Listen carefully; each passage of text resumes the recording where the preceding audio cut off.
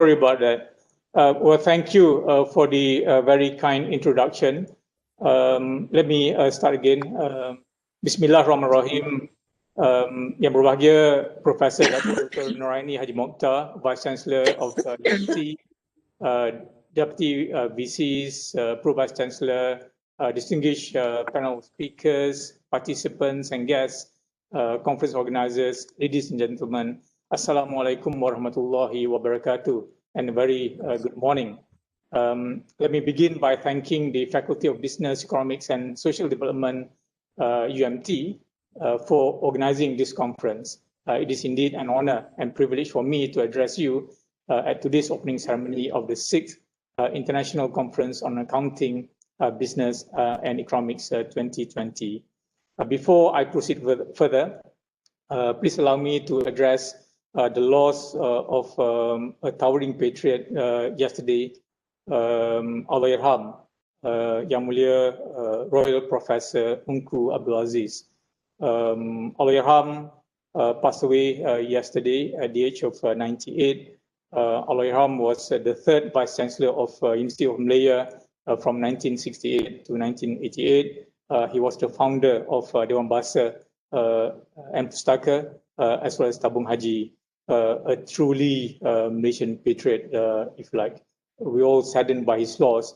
And if I may request, as a mark of respect for Allahyarham, can we recite Al-Fatiha? And for the non-Muslims, you may observe a moment of silence, please. Al-Fatiha.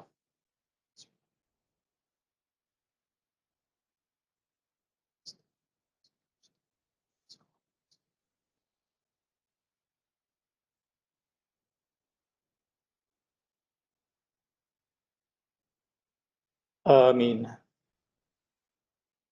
Ladies and gentlemen, I'm delighted that despite the current global health pandemic, the organizers have found a way to conduct this conference online for the very first time. This continuity is essential as this conference complements the growing importance of sustaining the economic prosperity of the nation through the dissemination of recent academic research findings on related fields. As Professor Dato' Nuraini mentioned earlier, I understand that the UMT has managed to gather some 155 presenters from 9 countries, namely Australia, Indonesia, Nigeria, Brunei, Jordan, Pakistan, Japan, Saudi Arabia, and Malaysia. And I also understand that selected papers from this conference will be considered for publication in several Scopus Index journals. So this is indeed quite an achievement for UMT. I'm confident that this conference will provide the much needed input for the academic viewpoint in supporting the nation through this challenging period, which will help fulfill the vision of Malaysia becoming a developed country one day, inshallah. The theme, sustainable business and innovation, new normal going forward, is very relevant for us. Please allow me this morning to cover 3 areas in my address. Firstly, the current state of the economy. Secondly, how the pandemic has brought some positive changes. And third, what businesses and the accounting profession need to do in the new normal. Ladies and gentlemen, this COVID-19 pandemic is unprecedented and has adversely impacted people's lives and livelihood. As of yesterday, there were some 73 million cases and more than 1.6 million deaths worldwide. It is therefore of a very serious concern to all of us. The lockdowns and restrictions to movements have been implemented to contain the pandemic and to save lives. However, these actions have also significantly impacted businesses and the economy, with 2020 global GDP expected to contract by some 4% and Malaysian GDP to contract by 5.4% based on forecasts by Maybank. The economic contraction is causing a ripple effect on people's earnings and household incomes. Issues such as a reduction in demand, weak financial standings, and interruptions to supply chains, among others, have created new complexities.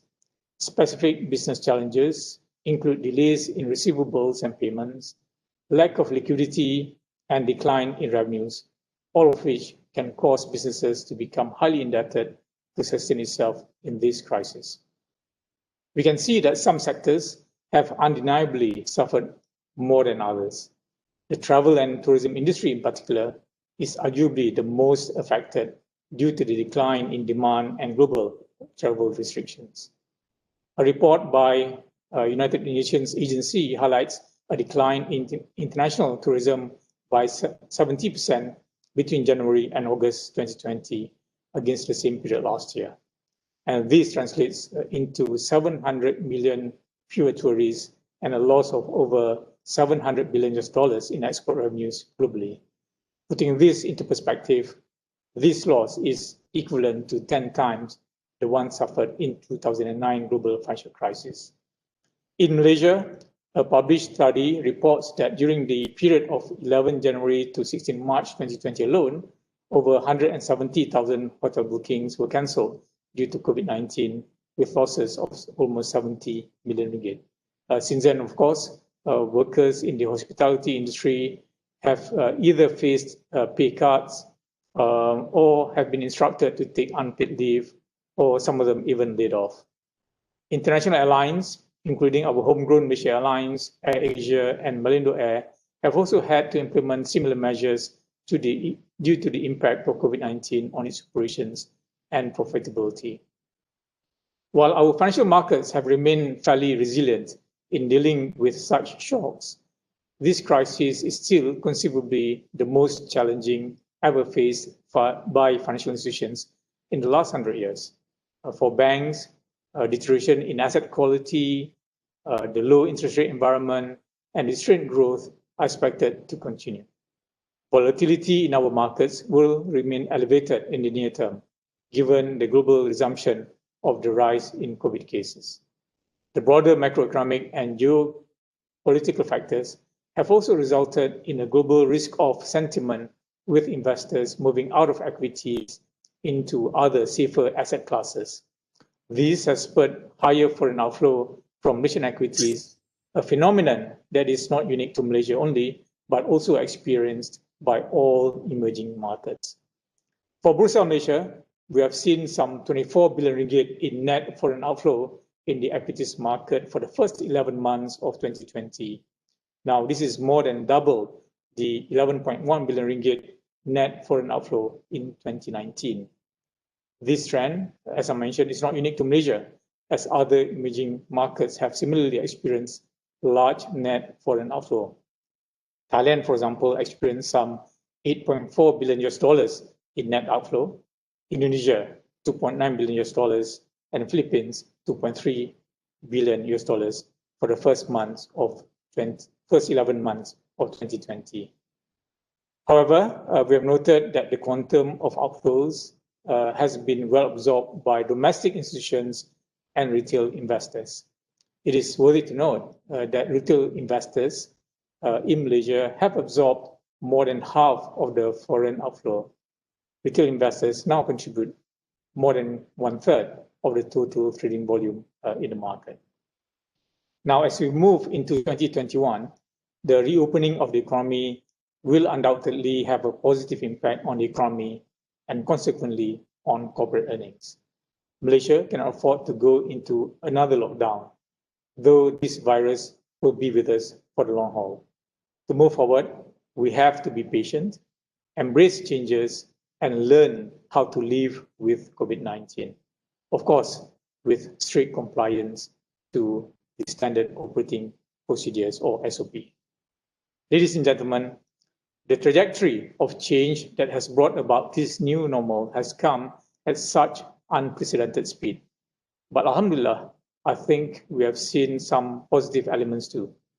We have been able to quickly learn, adapt, and innovate, and with a marked increase in our consciousness of the importance of social well-being and sustainability. Along with this new normal came the acceleration of technology adoption as people embrace cashless solutions and the time-saving value of virtual meetings, just like what we're doing today. This speedy adoption of new digital technology is in line with Malaysia's digital agenda, which should help propel the country's development and innovation. Bursa Malaysia has also benefited tremendously from the adoption of online trading. For the first 9 months of 2020, online trading represents 78% of total retail trades on Bursa Malaysia. And this has contributed to the doubling of the average daily trading value for the overall market from 1.9 billion ringgit per day in 2019 to 3.9 billion ringgit in the first 3 quarters of 2020. COVID-19 has also brought to the centrality of sustainability for business resilience. Companies that integrated sustainability and transparency strategically into their business operations before the COVID-19 crisis are now putting an even stronger emphasis on it. This is because they have realized that this has given them more agility in responding to unexpected events. Similarly, governments around the world are looking into policies that will encourage the sustainability of our resources. The security of our resources, from water to food and energy, can only be achieved if they are produced and consumed sustainably. This pandemic has also proven the viability of the environmental, social, and governance agenda for both stakeholders and investors. In the first 4 months of 2020, investors poured a record $12 billion into ESG funds. ESG investments have proven to be remarkably resilient, where 70% of ESG funds for all asset classes are outperforming its competitors. As the COVID-19 pandemic continues to evolve, there's never been a more pressing need for organizations to rethink and reconfigure their businesses for a changing world. Companies with agile management systems and a corporate governance and a corporate commitment to ESG goals are set to emerge as major beneficiaries of this shifting paradigm. Ladies and gentlemen, COVID-19 is expected to continue for the foreseeable future, and most businesses can expect to remain under pressure. Innovation is needed as one of the ways for businesses to sustain itself. To maintain business continuity, companies cannot operate with the business as usual mindset. What they have done in the past may no longer be effective in this new normal. Innovation is a crucial factor that can support financial and operational sustainability. Some of the key considerations that businesses can employ include, firstly, adapting core business areas to address changes in customer needs. Secondly, finding and acting upon new opportunities given the new normal landscape. Third, reassessing initiatives and allocating resources optimally. And fourth, developing a strong base to ensure they remain competitive during the crisis and post-crisis periods. I must stress that the significance of technology will be even more pronounced during times of crisis. Food delivery businesses, online classes, e-commerce, virtual meetings and conferences, such as today's ICABEC, make it possible for business continuity. Technological advancements such as big data and artificial intelligence will help companies remain viable in this ever-changing landscape. Organizations have to be agile and quickly adapt to innovation. A crisis inevitably demands difficult decisions to be made. And throughout this year, small business owners, corporate CEOs, and government leaders alike were confronted with this hard reality. Like every profession, accountancy will emerge from this COVID-19 crisis change, with companies looking at accountants to provide strategic advice. How well businesses adapt and move forward will be dependent on the ingenuity of accountants and finance professionals alike. The rapid impact COVID-19 has had on economies has underscored the importance of a resilient and sustainable operating model. To achieve this, companies need to ensure the seamless integration of activities surrounding business continuity plans, procurement, inventory management, and even forecasting and financial planning. Accountants will need to work with stakeholders to help identify those areas where productivity can be improved. They will need to help deliver a sustainable cost structure without negatively impacting its customer resiliency and compliance. Moving forward, accountants need to put a narrative around the numbers and assumptions that can deliver logical conclusions while maintaining corporate integrity to enable management to make objective and pragmatic decisions. I always emphasize on the need to focus on the fundamentals and focus on substance over form. So that's indeed been my motto as an accountant in the past, and I hope that will continue to be embraced by all accountants in the future. Ladies and gentlemen, no strategy will work if we do not have first-class talent and mindset. Therefore, I'm happy to note of UMT's determination in building the right human capital for the country's development and sustainability. Once again, please allow me to thank UMT for making this conference happen and for inviting me to deliver this keynote address. To all the conference participants, I trust that you will take advantage of this platform to discuss pertinent issues and provide solutions from the perspectives of accounting, business, economics, and finance. Sustainability in this time of crisis requires a collaborative effort, and the responsibility to preserve a better future remains squarely on the collective shoulders of every single one of us. As such, we must all play our part and move forward together. Let us all do our respective part within our circle of influence, embrace a positive and constructive attitude, and embrace the spirit and intention of Rukun Negara. And I think, God willing, inshallah, this country of ours will continue to progress.